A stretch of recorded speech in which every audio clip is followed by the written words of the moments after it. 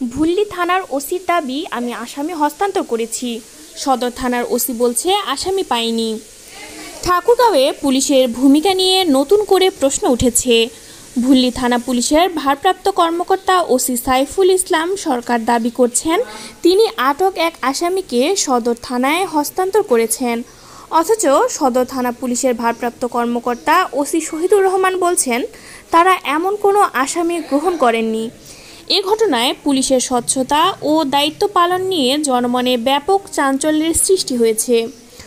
গত বৃহস্পতিবার 20 ফেব্রুয়ারি দুপুর 1টার দিকে ঠাকুরগাঁও সদর উপজেলার আউলিয়াপুর ইউনিয়ন আওয়ামী লীগের সাংগঠনিক সম্পাদক মোহাম্মদ আলীকে আটক করে ভুল্লি থানার পুলিশ। ভুল্লি থানার ওসি সাইফুল ইসলাম সরকার শুক্রবার রাত 11:30টার দিকে জানান, ওই দিন দুপুর 2টায় আটক ব্যক্তিকে সদর থানায় হস্তান্তর করা হয়েছে। কিন্তু 21 ফেব্রুয়ারি রাত 11:40 সদর থানার ওসি শহীদুর রহমান স্পষ্ট জানিয়ে দেন, ভুল্লি থানা আমাদের কাছে কোনো আসামি হস্তান্তর করেনি, আমরা এমন কাউকে আটকও করিনি। ভুল্লি থানার ওসির কথা বলতেই তিনি জনৈক আরিফ নামে এক ব্যক্তি দেখিয়ে দেন কথা বলার জন্য।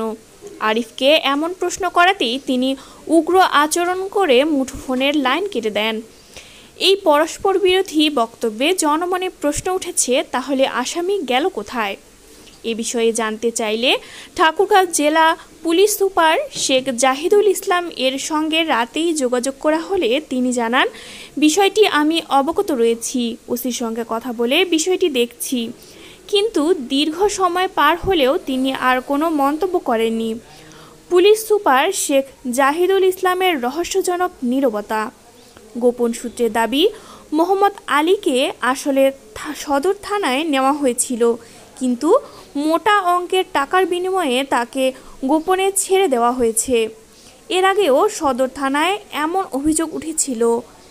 একজন স্থানীয় বাসিন্দার নাম প্রকাশ না করার শর্তে বলেন, অনেক দিন ধরেই শুনছি টাকা দিলেই আসামি ছাড়া যায়। এর আগেও এমন এক ঘটনায় এক এএসআইকে বদলি করা হয়েছিল।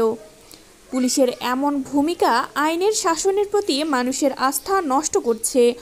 অনেকেরই প্রশ্ন, আইনের শাসন কি কেবল দুর্বলদের জন্য?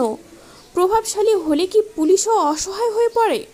এ বিষয়ে পুলিশের ঊর্ধ্বতন কর্মকর্তাদের দ্রুত তদন্ত করে দোষীদের বিরুদ্ধে ব্যবস্থা নেওয়া উচিত, এমনটাই মনে করছেন সংশ্লিষ্টরা। অন্যথায় পুলিশের প্রতি জনসাধারণের আস্থা আরও দুর্বল হয়ে পড়বে।